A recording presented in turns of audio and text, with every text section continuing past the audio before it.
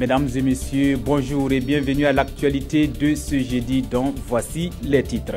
La solution est presque trouvée. Un pool bancaire de la place vole au secours de la société burkinabé de télédiffusion avec 22 milliards et demi de francs CFA octroyés pour le financement de la TNT.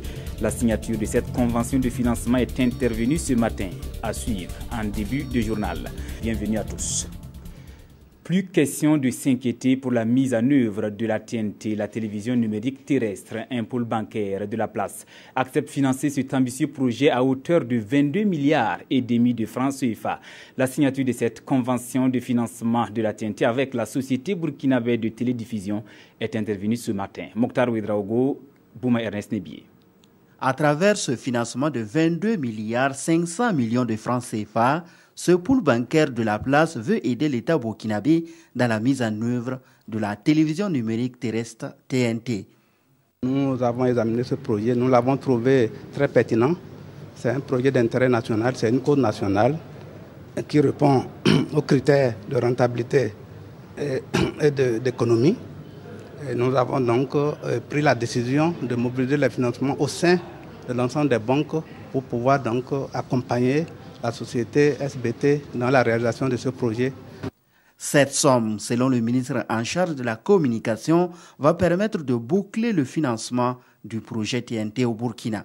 Et comme vous l'avez constaté, ça va être un partenariat avec le pool bancaire.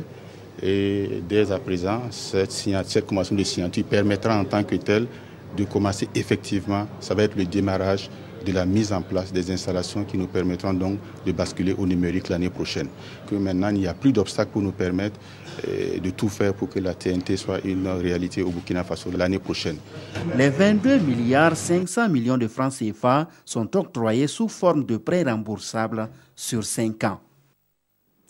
On parle aussi de partenariat Bobo Dioulasso. C'était ce mercredi au cours d'un atelier qui a réuni des acteurs de commerce et des représentants d'OSC. Objectif, s'imprégner du contenu de l'accord de partenariat économique signé l'année dernière entre 13 pays de l'Afrique de l'Ouest et l'Union européenne. On fait le point à Bobo avec Betty Benaon et Ali Traoré. 13 sur les 16 pays de l'Afrique de l'Ouest ont signé le 10 décembre 2014 au Nigeria un accord de partenariat économique avec l'Union européenne. Cet accord, qui devrait permettre de booster l'économie des deux parties, présente aussi bien des avantages que des inconvénients. Cet accord, n'est-ce pas, va entraîner un démantèlement du cordon douanier. Ce qui veut dire que sur le plan douanier, nous allons avoir un déficit de recettes. Mais en termes d'avantages essentiels, ce sera pour nos industries. Parce que vous savez qu'en tant qu'importateur d'un certain nombre de matières premières, pour nous permettre, n'est-ce pas, de produire, ces coûts de matières premières vont devenir aussi très intéressants pour nos industries et leur permettre d'être compétitifs. Au cours de ces 24 heures d'échange, ces participants, qui sont pour la plupart des acteurs du commerce et des organisations de la société civile, vont mieux s'imprégner du contenu de l'accord afin de proposer des solutions. Pouvoir engager les défis nécessaires pour parer, je dirais, aux effets néfastes qui sont, n'est-ce pas, aperçus ça et là, et permettre, n'est-ce pas, que sa mise en œuvre soit bénéfique pour la région de l'Afrique de l'Ouest et plus particulièrement pour le Burkina Faso. Après les hauts bassins, le ministère en charge du commerce prévoit des ateliers similaires dans d'autres régions du Burkina Faso. Ces acteurs devraient également s'impliquer pour l'atteinte de la sécurité alimentaire et réduire significativement la pauvreté en milieu rural. La FAO, l'Organisation des Nations Unies pour l'alimentation et l'agriculture, en collaboration avec les ministères en charge de la question rurale, ont commandité une étude qui a consisté à passer en revue l'ensemble des politiques, des stratégies et des programmes nationaux relatifs à la sécurité alimentaire. Le rapport a été soumis aux différents partenaires impliqués pour validation. On fait le point avec Amadou Ilboudou et Ismaël Diloma-Sirma. Un nouveau rapport d'étude en cours de validation pour gagner la lutte contre la faim. Ce rapport a passé en revue les politiques et programmes de renforcement de la sécurité alimentaire au Burkina Faso. Il met également l'accent sur la question de la protection sociale dans le but de lutter contre la pauvreté rurale. Ça s'intéresse aux personnes vulnérables dans toutes leurs composantes. Mais vous conviendrez avec moi qu'aujourd'hui au Burkina Faso, les personnes vulnérables se retrouvent plus en milieu rural qu'en milieu urbain. Donc à travers cette revue, Cela nous permettra de situer dans nos programmes tout ce qu'il y a comme lien entre protection sociale et sécurité alimentaire, de mieux coordonner l'action. Ce rapport d'étude, élaboré avec l'appui de la FAO, devrait être pris en compte dans l'élaboration de la phase 2 du programme national du secteur rural. Nous allons, dans le cadre de l'étude que nous avons faite, nous occuper beaucoup plus de l'aspect aide sociale qui, effectivement, va permettre aux populations les plus vulnérables d'utiliser cette petite, aussi minime soit-elle, cette petite aide sociale pour l'intégrer aux activités qu'ils mènent déjà pour essayer de sortir de la vulnérabilité. La FAO s'est engagée dans ce sens depuis 2013. Ainsi, elle a mis sur pied des programmes de coopération qui couvrent le Sénégal, le Niger et le Burkina Faso. Des équipements destinés à 28 nouvelles cliniques des régions du plateau central et du centre-nord. C'est un don du projet BRACED remis à Kayaou, docteur des plantes de la zone d'intervention du projet. Ce matériel devrait leur permettre d'identifier avec précision et de traiter efficacement les différentes pathologies phytosanitaires. On fait le point à Kaya avec Irénée Kabouré et Kadi Sanogo. Cette cérémonie est consacrée à la remise des équipements aux docteurs des cliniques des plantes des régions du centre-nord et du plateau central. Elle a pour but de fournir de nouveaux équipements à 28 nouvelles cliniques situées dans la zone d'intervention du projet BRACED, qui couvre les provinces du San-Matenga, du BAM, de l'Uburtenga et du Kourouego. Il va leur permettre de mener efficacement leurs activités de diagnostic et de lutte contre les nuisibles des cultures. Le cadre du ministère qui ont été formés comme docteurs de plantes, ils vont faire des sorties dans les provinces et dans les communes. Les paysans ils peuvent visiter les docteurs de plantes pour recevoir un conseil technique sur les maladies et les pestes dans leur culture. Une initiative qui a été bien appréciée par le directeur général des productions végétales. C'est la suivante des maladies. Ça doit leur permettre d'abord d'identifier les parasites et les pathogènes, de poser un diagnostic et ensuite prescrire en tout cas soit des conseils, soit des produits homologués aux producteurs qui peuvent acheter et bien utiliser à bon escient. Ces équipements, composés entre autres d'une tente, d'une table et d'une chaise pliante, d'une blouse, apporteront un plus au bon fonctionnement de ces nouvelles cliniques, ce qui contribuera à réduire les pertes causées par les nuisibles des cultures. La route nationale numéro 10 menacée d'ensablement. Nous serons sur l'axe Bobo-Dédougou. Cette situation désagréable, parfois source d'accidents de circulation, serait due au manque de canalisation. Les membres de l'association Rewende de la zone non lotie de Bobo ont déjà entamé le désensablement de cette voie sur une distance d'1 kilomètre environ. Constat fait à Bobo-Dédougou avec Karim Ilboudo et Sanoa Christine Koulibaly. Route nationale numéro 10, axe Bobo-Dédougou, les usagers ont certainement constaté l'état d'ensablement de cette route. Un ensablement qui a pour corollaire l'augmentation du risque d'accident. Ce qui n'a pas laissé les membres de l'association Rewende de la zone non lotie de Marbre. Nous, on est citoyens de ce pays, on peut faire quelque chose aussi pour prouver à la voirie qu'on peut apporter notre contribution, notre pierre à la construction du pays.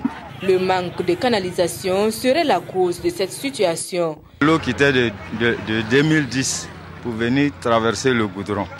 Et souvent même, en cas de pluie, de grande pluie, la route était envahie.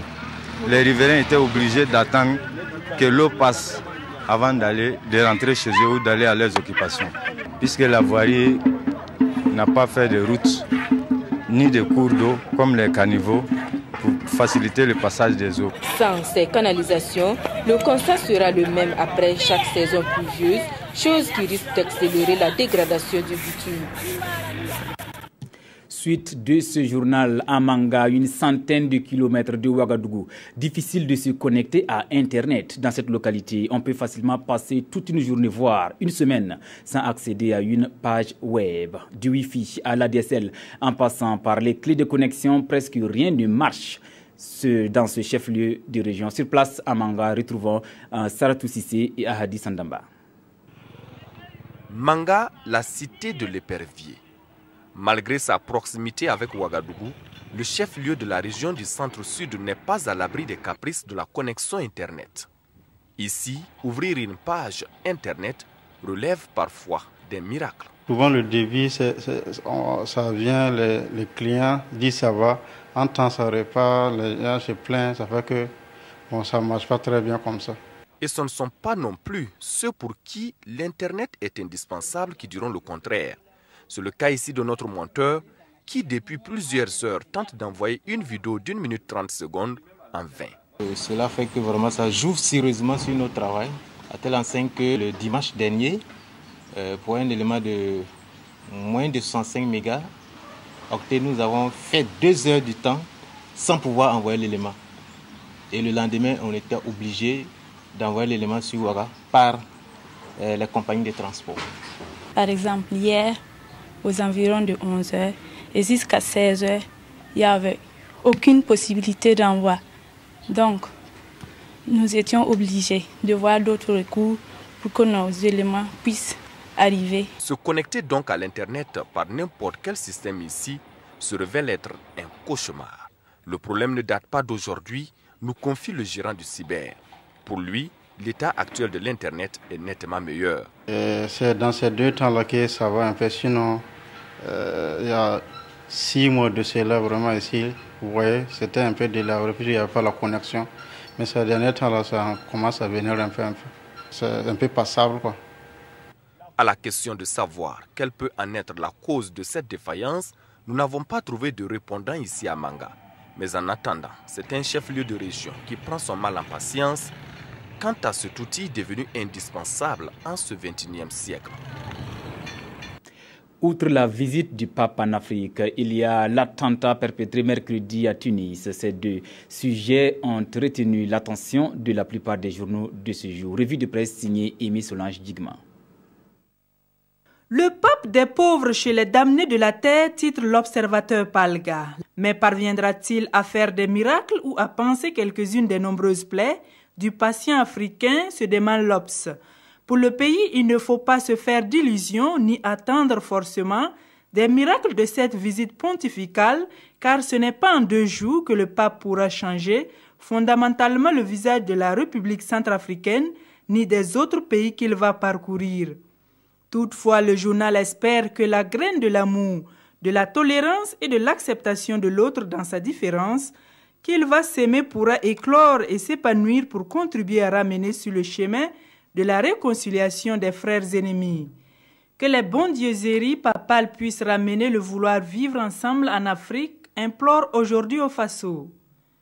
Rebondissement sur l'attentat en Tunisie, c'était donc l'État islamique, s'exclame aujourd'hui au Faso. Et ce serait le 3e coup qu'il porte à la Tunisie après le Bardo et Sousse. La riposte se met en place, constate ce journal. Le pays nous informe à ce propos que le gouvernement tunisien avait pris des mesures draconiennes, dont l'état d'urgence. Mais cet engagement est loin d'avoir atteint les effets escomptés, car, explique-t-il, plus que jamais le terrorisme se porte à merveille. Faut-il apprendre à vivre avec la peur terroriste? S'interroge ce journal. Il suggère donc aux démocraties d'intégrer dans leur législation des mesures qui concilient respect des libertés individuelles et exigences commandées par la lutte contre la plus grande terreur de ce début du XXIe siècle. Fin de ce journal. Merci pour votre attention. Je vous retrouve dans quelques instants pour le compte rendu du Conseil des ministres d'hier. À bientôt.